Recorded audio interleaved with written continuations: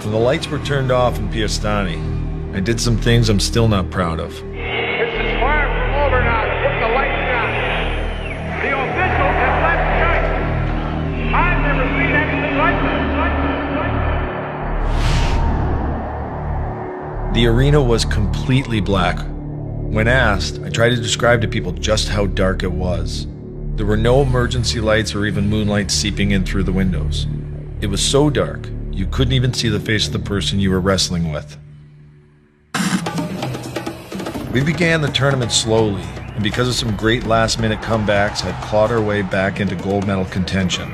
We just needed to beat a beatable Russian team by a few goals. The game is underway. Canada is assured of the bronze. At this particular tournament, the Russians were an angry, semi-starved bunch. They were sitting in about 6th place, and rumor had it their coaches weren't feeding them after every game as a form of punishment. But because it was round-robin format, we had to face them in the tournament finale.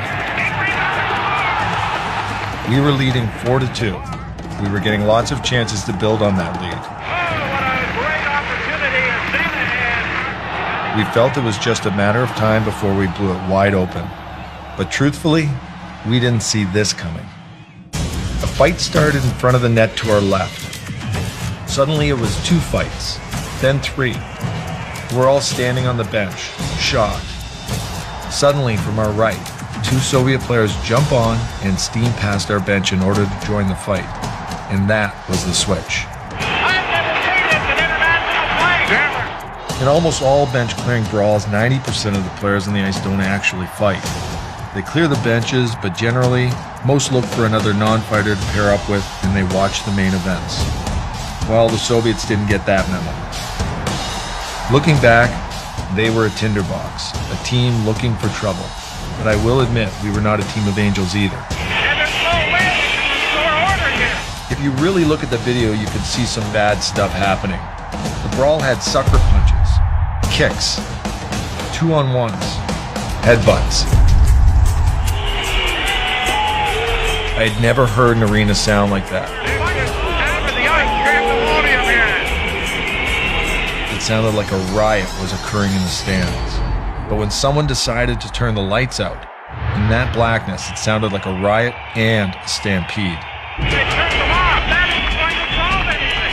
They're still fighting. When the lights went out, what really went through my mind was, someone wants us to do what we need to do to end this thing. When the lights came back on, the Soviet player I was tangled up with, well, let's just say I'm glad I never had to face him again. I do owe that man an apology. I don't know what the international rule book calls for in this situation. It's never happened. What do you do now? You just sit and wait until they call you back on the ice? Well, as far as we're concerned, we have a hockey game to play. The hockey game is not finished. Back in the dressing room as we were getting ready to head back out on the ice, a Hockey Canada official came in and told us we'd been kicked out of the tournament, our record stricken. And then he said something I'll never forget. I know in my heart this is the right decision. They didn't have our back in that meeting. Outside our room, we could hear the players from Team Finland, in their street clothes, celebrating the news they were being awarded the gold medal. At that point, we turned into sheepish teenagers, afraid of what waited for us at home. We were all led to a bus by the military and escorted to the border. We slept in the airport and awaited our flight back to Canada. When I look back, I'm not ashamed of the punch-up, although I'm not particularly proud of it either. It happened. We sacrificed the gold medal to protect our teammates. And honestly, we'd do it again.